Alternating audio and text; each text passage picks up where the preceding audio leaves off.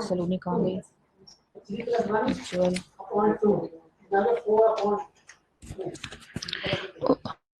Class now हम लोग अपना चैप्टर स्टार्ट करते हैं। आपको आवाज आ रही है मेरी? Hello. Yes ma'am.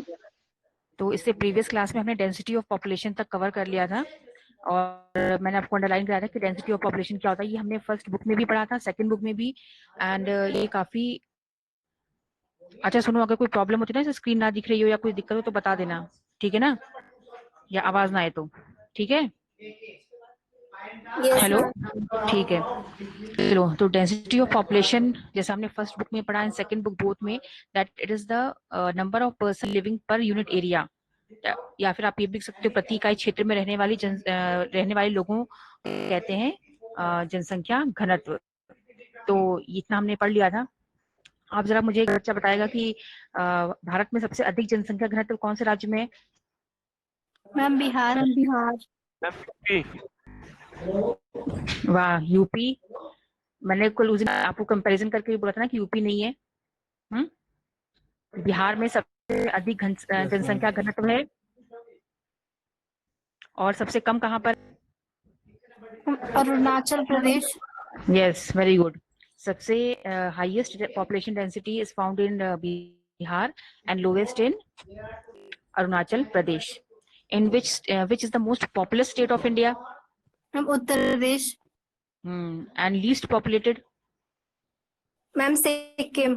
Sikkim. Yes, ये आपका जो है मैथ के नजरिए से भी काफी इंपॉर्टेंट है, इसलिए आप इसको अच्छे से लर्न करेंगे, ठीक है? देन आपका agricultural density and physiological density मैंने आपको एक्सप्लेन कराया था। तो ये भी सब जो भी आपका ब्लॉक में है या जो भी, क्योंकि एमसीक्यूज में आपको एक एक लाइन बहुत अच्छे से पढ़नी है। नाउ ग्रोथ ऑफ पॉपुलेशन से हम स्टार्ट करते हैं। आज का जो हमारा टॉपिक है आप अंडरलाइन कर लेंगे। ग्रोथ ऑफ पॉपुलेशन, इसको हिंदी में जनसंख्या वृद्धि के नाम से भी जानते हैं। ग्रोथ ऑफ पॉपुलेशन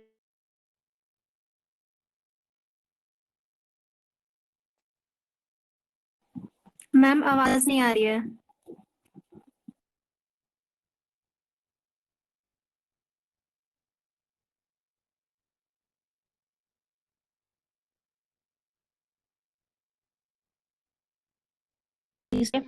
यहाँ पे एक तो एक बड़ा है। अब मैं आपको एग्जांपल देती हूँ।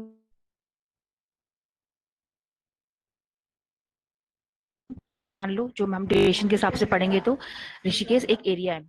अब हमें यहाँ की जनसंख्या को की ग्रोथ को मेजर करना है, जनसंख्या वृद्धि हमें मेजर करना है। तो हम कैसे करेंगे?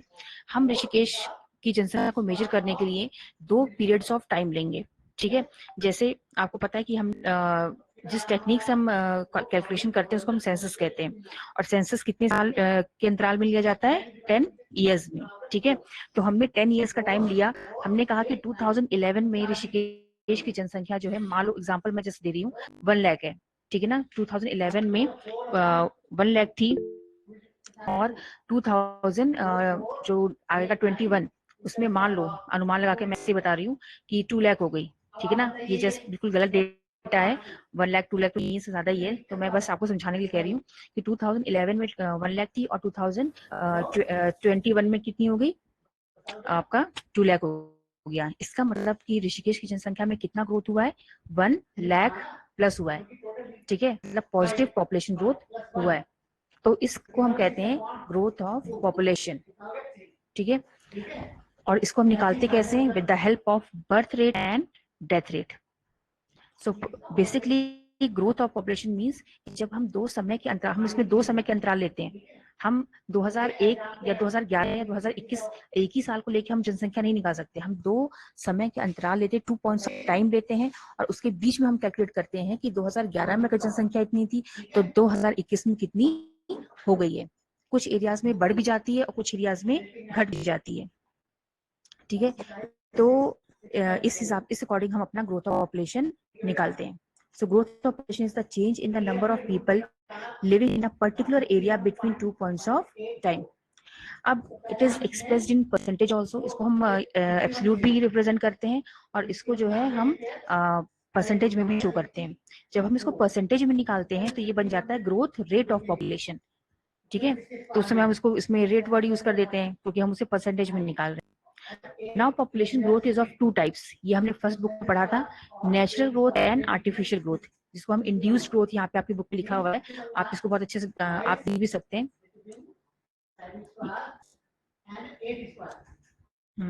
आप यहाँ देख सकते हैं population growth has two components, namely natural and induced. Natural growth हम कैसे निकालते हैं, जिसे हम प्राकृतिक जनसंख्या वृद्धि कहते हैं, उसे हम तब निकालते हैं जब हमारे पास बर्थ रेट और डेथ रेट का डेटा होता है। Birth rate minus death rate is equal to natural growth of population. जितने लोग पैदा हुए और जितने लोग मरे, जब उसका हम डिफरेंस निकाल देते हैं तो हमें ये पता चल जाता है कि प्राकृतिक वृद्धि दर क्या है, प्राकृतिक वृद्धि कितनी हुई है जनसंख्या की। ठीक है, लेकिन ये सही डेटा नहीं है, क्योंकि सपोज हम इंडिया की अगर बात ले लें तो इंडिया में हम बर्थ और डेथ रेट के साथ साथ हमारे देश में हर साल लाखों लोग आ रहे हैं, हमारी इंडिया से बहुत लोग बाहर जा रहे हैं, तो इसका भी तो प्रभाव पड़ता है। ठीक है, तो दूसरा हमने निकाला आर्टिफिशियल या फिर इंड्यूस्ड। तो आर्टिफिशियल या इंड्यूस्ड पॉपुलेशन ग्रोथ में हम क्या निकालते हैं, birth rate minus death rate plus in migration minus out migration. ये पूरा फॉर्मूला आपने पढ़ रखा है बुक 1 में, और एग्जाम में काफी बार आ सकता है कि नेचुरल ग्रोथ कैसे हम निकालते हैं और आर्टिफिशियल या इंड्यूस्ड हम कैसे निकालते हैं। ठीक है, आर्टिफिशियल इंड्यूस्ड जो होता है वो बिल्कुल करेक्ट आइडिया देता है, क्योंकि हमने सिर्फ बर्थ और डेथ रेट का निकाल दिया तो हमें मिल तो जाएगा, लेकिन हमें करेक्ट आइडिया नहीं मिलेगा, क्योंकि कई लोग आ भी रहे हैं, माइग्रेशन हो रहा है, प्रवास हो रहा है, बहुत लोग हमारे देश में आ रहे हैं, बहुत लोग हमारे देश से बाहर जा रहे हैं। या हम किसी शहर की भी बात करें तो यूपी से हर साल लोग आते हैं, यहाँ से चले भी जाते हैं। तो किसी भी एरिया का माइग्रेशन का जो पैटर्न है वो भी देखना बहुत जरूरी है, नहीं तो हमें सही आइडिया नहीं मिलेगा। ठीक है, natural growth rate takes into account only crude birth and crude death, whereas जो आर्टिफिशियल है it takes into account birth rate, death rate, birth minus death plus in migration minus out migration. ठीक है, now तो ये आपको मैंने artificial और natural बता दिया है। अब इंडिया का जो आप देख सकते हैं यहाँ पे दिया हुआ है 2.4%। इंडिया का जो एनुअल ग्रोथ रेट है वो 2.4% है। ये हमारा 2001 डेटा के अकॉर्डिंग है, सेंसस के अकॉर्डिंग, लेकिन जो हमारा प्रेजेंट सेंसस है उसमें 1.6% जो हमारा ग्रोथ रेट है 2011 सेंसस के अकॉर्डिंग। लेकिन आप सोचेंगे ये 1.6% तो बहुत ही मतलब कम है कि हर साल हमारी जनसंख्या सिर्फ 1.6% इंक्रीज हो रही है। लेकिन अगर आप वैसे देखेंगे तो हमारी जनसंख्या ऑलरेडी बिलियन है इंडिया की। ठीक है, और 1 बिलियन पॉपुलेशन का अगर आप 1.6 निकालेंगे तो हर साल करोड़ों जनसंख्या हो जाती है वो। ठीक है ना, इट मींस की करोड़ ऑफ जनसंख्या is adding every year in the India's population. तो ये 1.6% भी अब हमारे लिए बहुत ज्यादा है। ठीक है, अब अगर ऐसे ही हमारा रेट चलता रहा तो अगले 30-40 सालों में हम चाइना से आगे निकल जाएंगे, चाइना को भी पीछे छोड़ देंगे हम पॉपुलेशन में। ठीक है, अब एक इसमें कॉन्सेप्ट आता है पॉपुलेशन डबलिंग टाइम। अब जिस हिसाब से हमारी जनसंख्या का ग्रोथ रेट मान लो जो भी है 1.6 है या 2.4 है, या हमारे देश का किसी भी कंट्री का, तो अगर उसी रेट से जनसंख्या बढ़ती रही तो कितने समय में उस देश की जनसंख्या डबल हो जाएगी, उस टाइम को हम कहते हैं पॉपुलेशन डबलिंग टाइम। ठीक है, सपोज हमारी जनसंख्या जो है आज के टाइम में 1 बिलियन है और हमारा जो ग्रोथ रेट है वो क्या है 1.6%। तो अगर 1.6% के हिसाब से अगर हमारी जनसंख्या इंक्रीज होती रही तो कितना समय लगेगा, कितना ईयर लगेगा इस 1 बिलियन को 2 बिलियन होने में। इसी को हम कहते हैं, उस टाइम को हम कहते हैं population doubling time. Population doubling time is the time taken by any population to double itself at its current annual growth rate. ठीक है, तो ये मैंने आपको पॉपुलेशन डबलिंग टाइम बता दिया, it is also very important. अब हम देखते हैं, एक यहाँ पे आप टेबल दिया हुआ है, उसमें आप देखिए decadal growth rates in India 1901 to 2001। इस टेबल में आपको जो डिकेड्स है 1901 से लेके 2001, डिकेड्स मतलब 10 ईयर्स, 10 ईयर्स को हम डिकेड्स कहते हैं। तो हमारे इंडिया में 10 ईयर्स में किस हिसाब से पॉपुलेशन ग्रोथ हुआ है उसके बारे में बताया जा रहा है। जैसे 1901 का डेटा हमारे पास नहीं है, उसके बाद हमारा 1911 से 2001 का अगर हम डेटा देखेंगे तो 1911 में हमारा पॉपुलेशन ग्रोथ रेट बहुत कम था। ठीक है, 10 साल में हमारी जनसंख्या जस्ट 5.75 के अकॉर्डिंग इंक्रीज हो रही थी।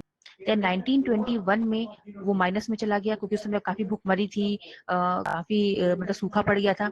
देन 11, 14 ऐसे करते करते इंक्रीज हो रहा था।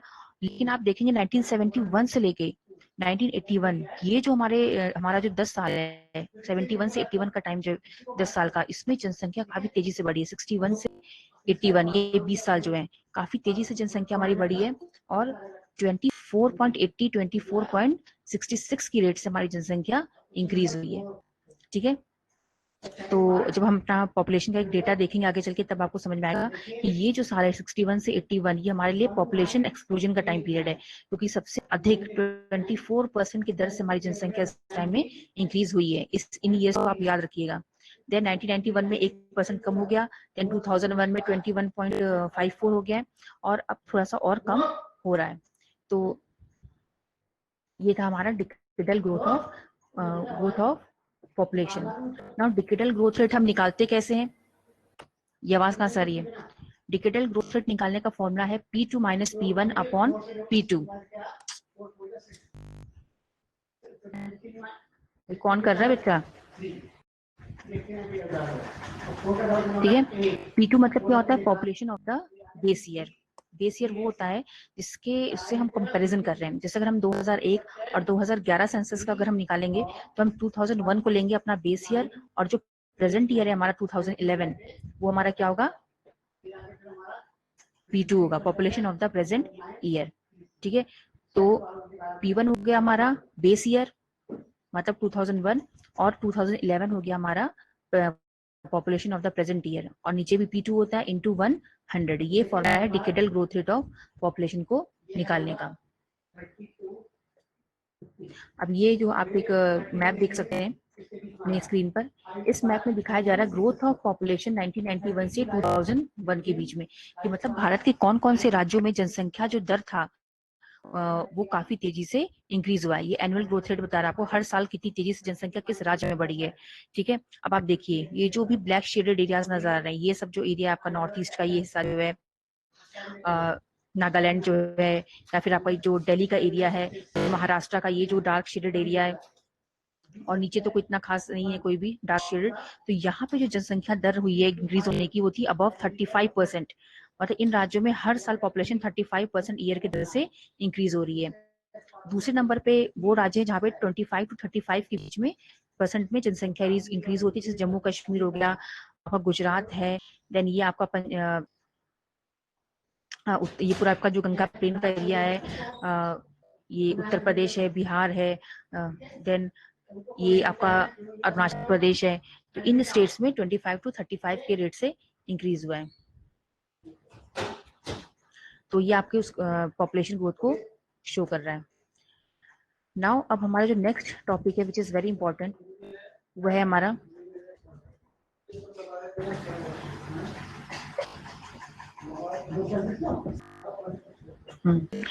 आपकी स्क्रीन पे जो नजर आ रहा है ये बहुत ही इंपॉर्टेंट टॉपिक है। हेलो बच्चों, आपको मेरी आवाज आ रही है? Yes ma'am. ठीक है। Yes ma'am. ये जो आपकी स्क्रीन पे आ रहा है इसे हम कहते हैं डेमो। इसके ऊपर मुझे कुछ नजर नहीं आ रहा, पता नहीं अब इसी पे नजर नहीं आ रहा है या आपकी बुक में शायद होगा। तो इसको हम कहते हैं डेमोग्राफिक ट्रांजिशन थ्योरी, मतलब चाणक्य कुछ ऐसे हिंदी में इसको कहते हैं। आप लोग जो हिंदी मीडियम वाले बच्चे को देख लीजिएगा, डेमोग्राफिक ट्रांजिशन थ्योरी कहते हैं इसको। और ये बहुत ही इंपॉर्टेंट है, इसमें बिल्कुल अच्छे से आप पॉइंट बना लीजिएगा। आपको इस तरह से पैराग्राफ फॉर्म में बिल्कुल भी नहीं लिखना है, जस्ट आप अंडरलाइन कर करके जो मैं बता रही हूँ उसको अंडरलाइन कर लीजिएगा, बस वही आपको पॉइंट वाइज आंसर लिखना है। और इसमें से आपके 1 नंबर का 3 नंबर का कुछ भी, क्योंकि इतना ज्यादा मैटर है इसमें कि कुछ भी बना के आपको दे सकते हैं। ठीक है, अब जैसे फेज 1 है, ये एक्चुअली डेमोग्राफिक ट्रांजिशन थ्योरी जो है वो किसी भी कंट्री की जनसंख्या जो इंक्रीज होती है उसके पैटर्न को शो करता है, कि मतलब पहले जनसंख्या कितनी थी, फिर किस हिसाब से बढ़ी है, क्या रीजन था, पहले कम था या ज्यादा था। तो ये सब फेज दिखा रहा है। ठीक है, अब फेज 1 हम इंडिया का जो भी जनसंख्या इंक्रीज है उसको हम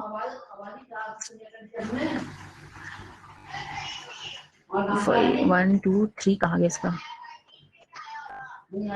हाँ 3, टोटल 4 फेज।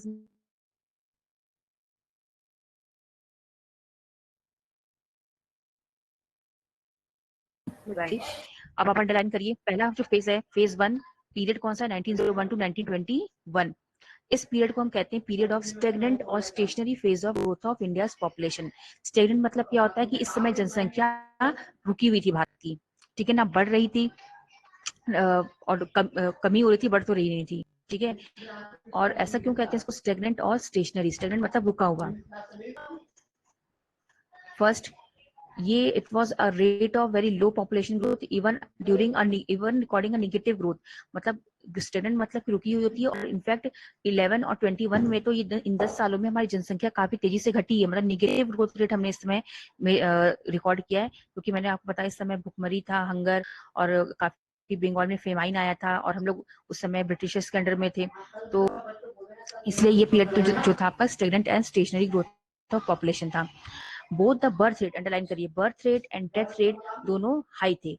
इन सारी फेजेस में हमें बर्थ और डेथ रेट और पॉपुलेशन ग्रोथ की जो भी ये तीन चीजों को हमें देखना कि बढ़ रहे हैं या घट रहे हैं। तो फर्स्ट फेज में birth rate and death rate both were high, मतलब पैदा भी ज्यादा होते थे लेकिन मरते भी ज्यादा थे, इसलिए हमारी पॉपुलेशन ना बढ़ रही थी ना घट रही थी, ठीक है। Keeping the rate of increase low, तो हमारी पॉपुलेशन ग्रोथ क्या थी? कम थी, लो। अब इसको अंडरलाइन कर लीजिएगा। अब इसके कारण थे क्यों हमारी जनसंख्या बहुत ही कम थी? Because of poor health. आपको पता है कि हम उस समय गुलाम थे, तो हेल्थ कंडीशन बहुत ही पुअर थी, मेडिकल सर्विसेज बिल्कुल डेवलप नहीं थी, इलिटरेसी थी at large scale, and inefficient distribution of system of food. खाना का जो वितरण था, फूड सप्लाई बिल्कुल प्रॉपर नहीं थी, बेसिक नेसेसिटीज लोगों के पास अवेलेबल नहीं थी। That's why high birth rate and death rate in this period. तो सिंपल फेज वन में आपको लिखना है, ईयर कौन सा था? 1901 से 21, stagnant population growth, high birth rate, high death rate, और पॉपुलेशन ना बढ़ रही थी ना घट रही थी। Why? Because of poor health, medical services poor, literacy, unemployment, inefficient food distribution, etcetera. ठीक है, ये हो गया हमारा। अब हम आते हैं सेकंड फेज पे। एग्जाम में पूछ सकते हैं आपसे कि which phase of Indian population growth is known as stagnant और स्टेशनरी फेज। तो आपको लिखना पड़ेगा 1901 से 1921। Now second phase is from 1921 to 1951। अब इस ये जो ईयर है इसमें हम देखते हैं क्या हुआ हमारी पॉपुलेशन ग्रोथ के साथ। इसको हम कहते हैं period of study population growth. Underline कर लीजिएगा। स्टडी मीन्स कि धीरे धीरे हमारी जनसंख्या ने बढ़ना शुरू किया। There was our population started increasing but a very slow pace. अब ऐसा क्यों? Because of improvement in health and sanitation. अब फर्स्ट फेज के कंपैरिजन में 1921 और 51 में जो हमारी हेल्थ एंड सैनिटेशन था वो थोड़ा बहुत इंप्रूव हो गया था, ठीक है, जिससे मोर्टेलिटी रेट काफी कम हो गया। मोर्टेलिटी मीन्स मतलब डेथ रेट कम हो गया। At the same time better transport and communication system भी आ गया था, मतलब बहुत ज्यादा तो नहीं था लेकिन तब भी ट्रांसपोर्ट कम्युनिकेशन पहले से ज्यादा डेवलप हो गया था। इम्प्रूव डिस्ट्रीब्यूशन सिस्टम हो गया था, खाना जो वितरण होता था वो लोगों तक पहुंच रहा था।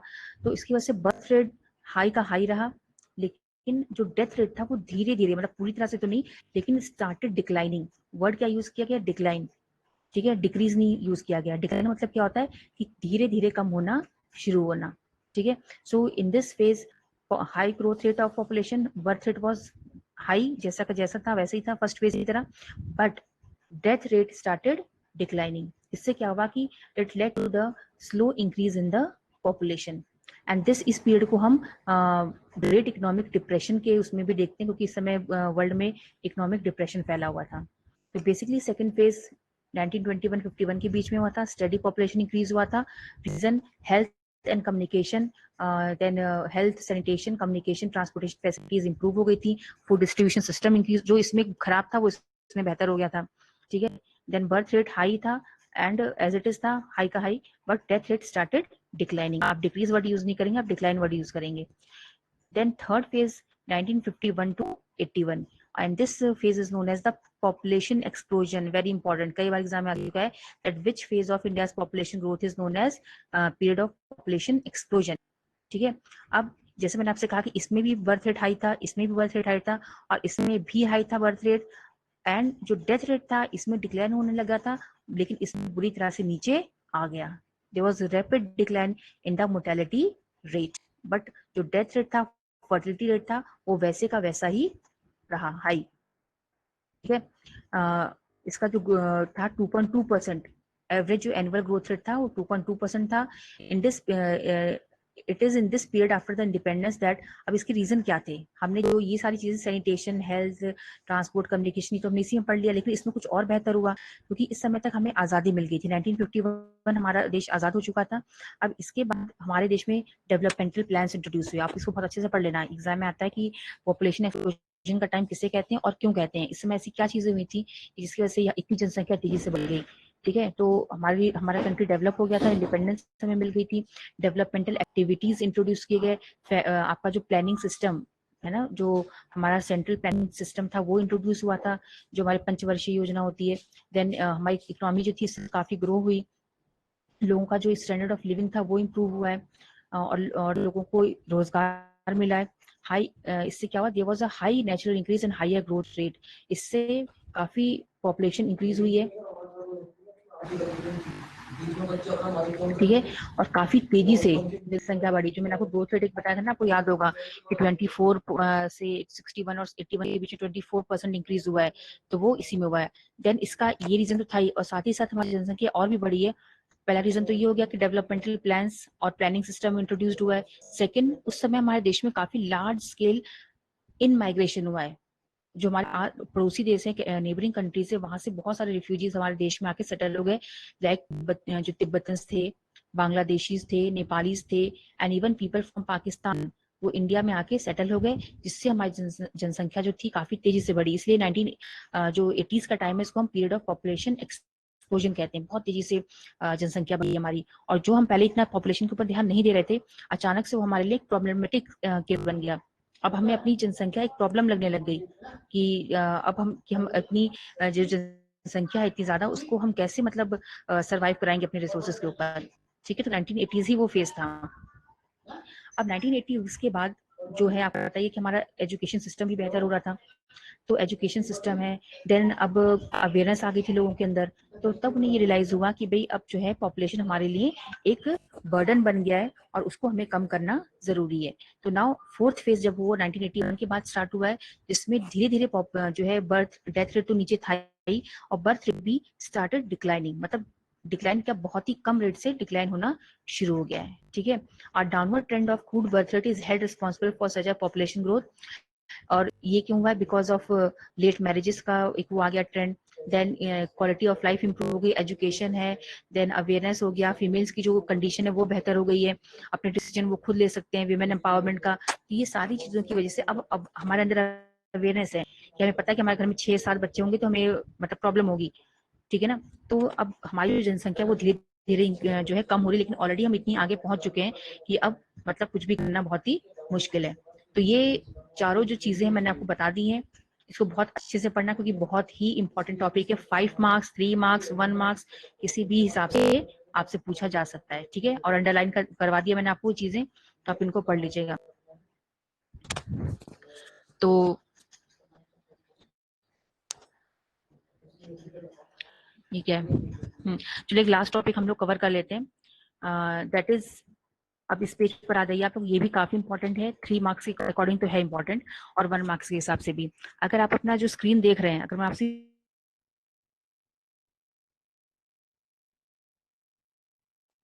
ये पूछूं कि बेसिकली जनसंख्या, ठीक है, तो आप बता सकते हैं मुझे किशोर जनसंख्या जो है, एडोलेसेंट पॉपुलेशन का एज ग्रुप क्या होता है, किस एज ग्रुप के लोगों को हम एडोलेसेंट पॉपुलेशन कहते हैं? दिख रहा है स्क्रीन पर? हेलो,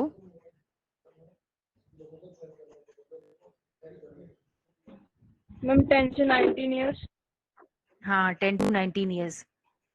जो हमारे बच्चे 10 से 19 साल के बीच में होते हैं, जैसे आप लोग हैं, तो आप लोग क्या है हमारे लिए?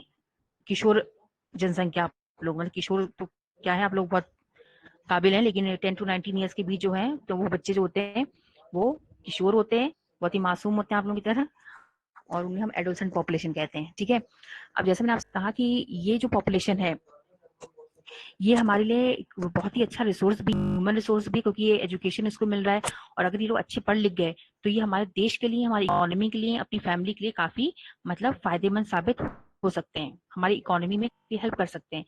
तो इनका जो है बेहतर होना बहुत जरूरी है। They can be best resource for our development. ठीक है, लेकिन कुछ प्रॉब्लम्स भी फेस करते हैं। इनफैक्ट यही एज होती है जब बच्चे या तो अच्छे निकल सकते हैं, या तो बुरी आदतों में भी फंस सकते हैं। तो हम इनकी, इसमें बेसिक क्वेश्चन क्या आता है कि एज ग्रुप इतना होता है 10 to 19, आप भूलना मत। दूसरा, इनकी प्रॉब्लम्स क्या है और इनके लिए हमारी गवर्नमेंट ने क्या कदम उठाए हैं इनको बेहतर बनाने के लिए, ठीक है। तो आप यहाँ देखिए जो 47% के बाद लिखा हुआ है कि it is the regarded as the population having high potential, underline कर लीजिए, हाई पोटेंशियल इसमें आगे काम करने के लिए, but they are quite vulnerable. Vulnerable मतलब ये प्रॉब्लम फेस करने में, मतलब सबसे ज्यादा उसमें है, चांसेस है इनकी प्रॉब्लम फेस करने में, अगर कुछ सही से गाइड नहीं किया गया और इनकी एनर्जी को प्रॉपरली चैनलाइज नहीं किया गया तो, ठीक है। अब जैसे इनके सामने प्रॉब्लम क्या है, एक तो लोअर एज ऑफ मैरिज, बहुत कभी कभी बच्चों की जल्दी शादी कर जाती है। इलिटरेसी, बहुत बच्चे पढ़ाई नहीं करते हैं। फीमेल इलिटरेसी तो और भी खतरनाक है। देन कुछ बच्चे स्कूल ज्वाइन तो करते हैं लेकिन छोड़ देते हैं, school drop outs. Low intake of nutrient, गरीबी बहुत ज्यादा है हमारे देश में, तो बच्चों को प्रॉपर खाना नहीं मिल पाता, जिससे उनकी ग्रोथ नहीं हो पाती है। Then high rate of maternal mortality of adolescent mothers, जिन लड़कियों की शादी जल्दी करा दी जाती है, तो जब वो बच्चा डिलीवर करते हैं उस समय उनकी डेथ हो जाती है। तो कम एज में ही बच्चा डिलीवर करना और उनकी डेथ हो जाना, ये भी बहुत बड़ी समस्या है। Then high rates of HIV and AIDS infections, तो कितनी अवेयरनेस नहीं होती, तो इस ग्रुप के लोगों को जल्दी ये सारी बीमारियां होती हैं। Then physical and mental disability और रिटार्डनेस, मतलब जल्दी पागल वाले हो जाते होंगे, कुछ मेंटल डिसेबिलिटी जाती होगी। देन ड्रग एब्यूज, गलत संगत में अगर पड़ गए दोस्तों के तो ड्रग एब्यूज है, शराब पीना। Then juvenile delinquency and committing crimes, मतलब कुछ भी चोरी करना या फिर कुछ भी, कोई भी क्राइम बहुत आसानी से ये सब कर देते हैं, ठीक है, किसी की भी बहकावे में आके। ये मतलब ये ग्रुप बहुत जल्दी जो है डिस्टर्ब हो जाता है किसी के बहकावे में, अगर अपने फ्रेंड्स के या किसी और के, तो इसमें इनकी एनर्जी को सही जगह से चैनलाइज करना और इनको माइंड को डाइवर्ट होने से रोकना एक बहुत बड़ा चैलेंज है, फैमिलीज के लिए भी और हमारी गवर्नमेंट के लिए भी। सोचो अगर ये क्राइम में इन्वॉल्व हो गए तो हमारी सरकार को पूरा ध्यान तो यहाँ देना पड़ेगा क्रिमिनल्स को पकड़ने में, और वहीं अगर अच्छे निकल गए तो हमारे देश की इकोनॉमी में ये सपोर्ट करेंगे, ठीक है। तो इन सबको देखते हुए for all round development of adolescents and to channelize their energy in proper direction and to properly utilize them, हमारी गवर्नमेंट ने निकाला national youth policy in the year 2003। आप ये देखिए, आपको दिख रहा होगा 2003 में नेशनल यूथ पॉलिसी आई गवर्नमेंट द्वारा, ठीक है। इसमें क्या था, stress on all round improvement of the youth, youth का पूरी तरह से डेवलपमेंट हो सके, चहुमुखी विकास जो कहते हैं। देन उनको इतना काबिल बनाया जाए कि दे कुड शोल्डर रिस्पॉन्सिबिलिटी, वो अपनी जिम्मेदारी उठाने लायक हो towards constructive development of the country, और देश की जो विकास है उसको सही दिशा में लेके जा सके। It also aims at reinforcing the qualities of, और उनको बेहतर सिटीजन नागरिक बनाना। अगर वो नागरिक अच्छे रहेंगे, भाई जो अच्छा नागरिक रहेगा वो देश के लिए बेहतर ही काम करेगा। एंड क्वालिटी ऑफ पेट्रियोटिज्म, देशभक्ति की भावना उनके में अंदर आए और रिस्पॉन्सिबल सिटीजन नागरिक बने। देन और क्या था इस पॉलिसी में, यूथ एम्पावरमेंट, मतलब जो यूथ हैं वो इतने सक्षम हो जाए, उनको इस तरह की एजुकेशन दी जाए, इस तरह से उनको मतलब ट्रेन किया जाए कि वो they could become able in decision making उनके अंदर जो है एक क्वालिटी डेवलप हो। Then they can become able leaders, leadership quality develop करना। Then empowering women and girl child to bring parity in the male female status, women empowerment. Then deliberate efforts were made to into youth health, भाई बच्चों की इस उम्र के बच्चों की जो हेल्थ है उस पर ध्यान रखना बहुत जरूरी है। स्पोर्ट्स एंड रिक्रिएशन, उनकी खेल, जिससे आप जानते हैं स्कूल्स में जो sports and recreation activities time to time organize की जाती है ताकि बच्चों का ऑलराउंड डेवलपमेंट हो सके। क्रिएटिविटी पे जोर देना कि आप कि अगर आप पढ़ नहीं सकते, आपका पढ़ने में इंटरेस्ट नहीं है, तो जो अदर एक्टिविटीज जिसमें आपका टैलेंट है आप उसको और अच्छा कर सको। अवेयरनेस अबाउट न्यू इनोवेशंस मतलब जो नए नए आविष्कार होते हैं उनमें वो करने की उनमें जो है अगर है काबिलियत वो कर सके in the sphere of science and technology, तो इसलिए बढ़ावा देना बच्चों को। तो ये जो चीजें हैं ये नेशनल यूथ पॉलिसी में आई, और इसी ये काफी इंपॉर्टेंट है 3 मार्क्स में और 1 मार्क्स में। तो आप ये जो मैंने आपको बताया एज कितनी है, प्रॉब्लम एंड ये जो पूरा यूथ पॉलिसी इसको आप अच्छे से पढ़ लीजिएगा, ठीक है। तो आज जो है हमारी क्लास यहीं ओवर होती है। जो भी अगर कुछ आपको पूछना है तो आप मेरे से पूछ लीजिए। कुछ तो भागने में लगे रहते हैं जैसे बोला तुरंत लेफ्ट लेफ्ट। बच्चों कुछ पूछना है आपको?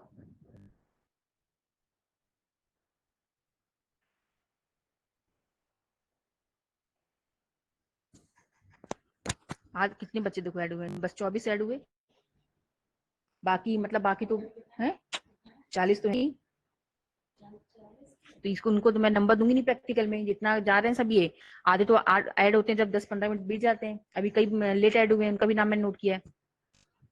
इनको एक नंबर नहीं दूंगी मैं प्रैक्टिकल में, जितने नहीं हो रहा है ना, मैं तो पूरा लिस्ट बना रही हूँ कि अब। और मैं उनका नाम जो है ना प्रिंसिपल मैम को भी दूंगी, ऊपर अथॉरिटीज को भेज दूंगी कि बच्चे पास नहीं होने वाले। कोरोना जो है, कोरोना में ये घर बैठे लग रहा है इनका, जैसे कि ना घर में आराम करने के लिए बैठाया गया इनको। अभी हमारे दूसरे स्कूल्स में हो रहा है ना, तो मैंने पता किया, तो वो सब बच्चे 100% अटेंडेंस होती है उनकी गूगल मीट पर। तो देखना ठीक है बच्चों, आपको कोई प्रॉब्लम नहीं? सो गए हो क्या? रजाई उठ के सो गई, पता नहीं। प्रेजेंट जो जितने नहीं हो। मैम हाँ बताओ। हाँ बोलो खुशी। मैम मैं नहीं हूँ। यानी मत क्या मतलब? मैम प्रतिष्ठा पूछ रही थी। अच्छा हाँ, तो जो भी है पूछो। What अरे इसमें सबकी आवाज एक is जैसी लगती है। immigration? आवाज नहीं बेटा, अरे उतनी कट गई आवाज, फिर से बोलो। Ma'am, what is immigration? Immigration, Yes, incoming, ma'am. Incoming population. Suppose कि जैसे हम इंडिया में रह रहे हैं, इंडिया से अगर कोई आदमी बाहर से आ रहा है, अमेरिका से कोई इंडिया में आ रहा है माइग्रेट करके, तो उसको हम कहेंगे इनकमिंग पॉपुलेशन, वो बाहर से इंडिया में आ रहा है, उसे हम इमिग्रेशन कहते हैं। और एमिग्रेशन मतलब यहाँ से बाहर जाना, एक जगह को छोड़कर जब हम बाहर से जाते हैं तो उसे हम कहते हैं एमिग्रेशन। आपकी क्लास में पूरे Thank बच्चे ऐड हो you. रहे हैं? और बच्चों पूछना है कुछ?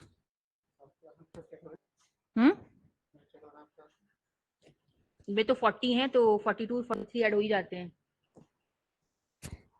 सो पड़ोसी बच्चे भी आ रहे थे थोड़ा बहुत। ठीक है बच्चों, थैंक यू वेरी मच, आप लोग ज्वाइन हुए, आप लोगों ने अपना कीमती वक्त दिया। थैंक यू बच्चों। Thank you ma'am. Thank you Thank you, ma'am. ma'am. Thank you ma'am. Thank you बेटा। अब नेक्स्ट क्लास होगी कल। Okay ma'am.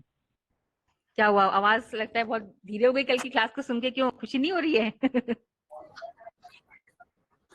ठीक है चलो कोई बात नहीं, टेक केयर, आराम करो, अब इसे रिवाइज कर लेना, ठीक है बेटा, ये नहीं कि छोड़ दें, जो भी आज पढ़ा है उसे रिवाइज कर लेना।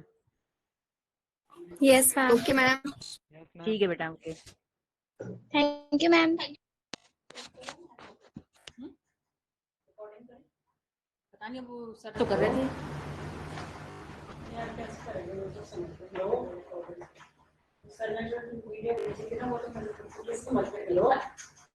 नहीं, उसको सॉफ्टवेयर है वो डाउनलोड करना है,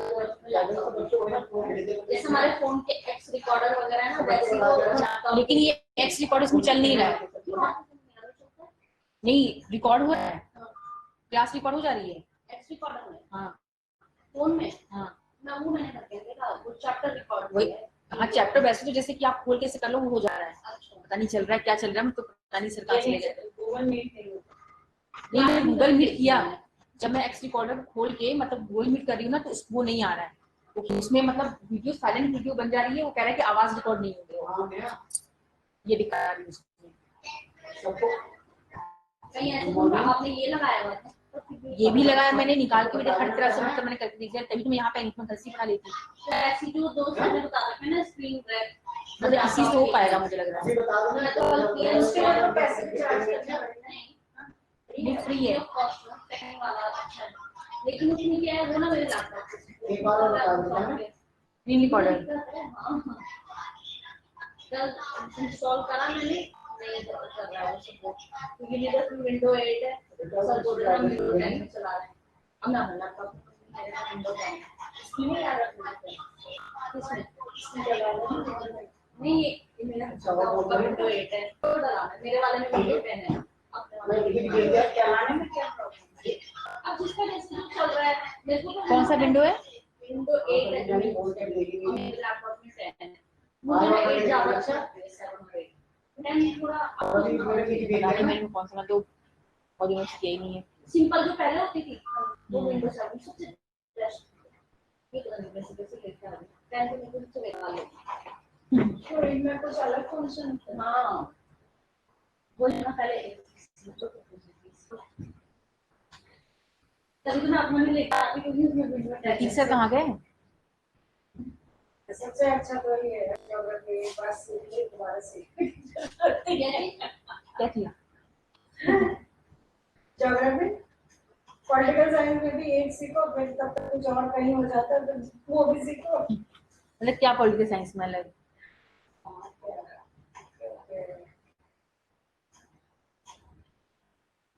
सबसे खराब मुझे लग रहा है ये इसको पढ़ाना ये 11th को ये ज्योग्राफी टफ भी है उनकी। अरे मैं रिकॉर्डिंग करके भेज दूंगी उनको।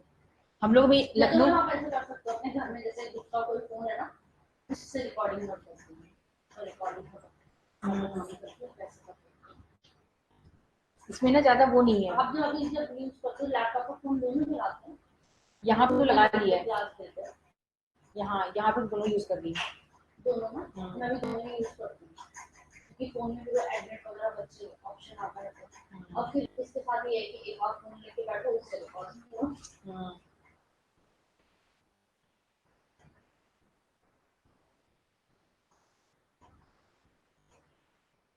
कल कुछ बच्चे ऐसे जिन्होंने टेस्ट दिया हाँ वो लोग वो गूगल क्लासरूम से ज्वाइन नहीं हुए मतलब 3 बच्चे ऐसे नहीं थे तीनों ज्वाइन नहीं हुए गूगल क्लास पता नहीं हुआ है कि नहीं हुआ है। मैम नेट पैक नहीं था मैंने कहा अच्छा मैंने कहा कब से बोल रहा है तुम्हें 1-1.5 महीना हो गया जब से गूगल क्लासरूम शुरू हुआ है फिर बोलते हैं मैम पापा ड्यूटी पे चले गए थे तो अब आ गए तो अब नेट पैक करा दिया अब क्या क्या दूर होता जा रहा है कोई बोल रहा है मैंने कहा वीडियो सुनी वीडियो मैम वो साउंड की क्वालिटी खराब हो गई थी फोन की मैंने सारे बहाने बच्चों के पास सही बात अपने कितनी मेहनत करनी पड़ रही है उनको पर्सनली मैसेज करने की और रिप्लाई भी नहीं करते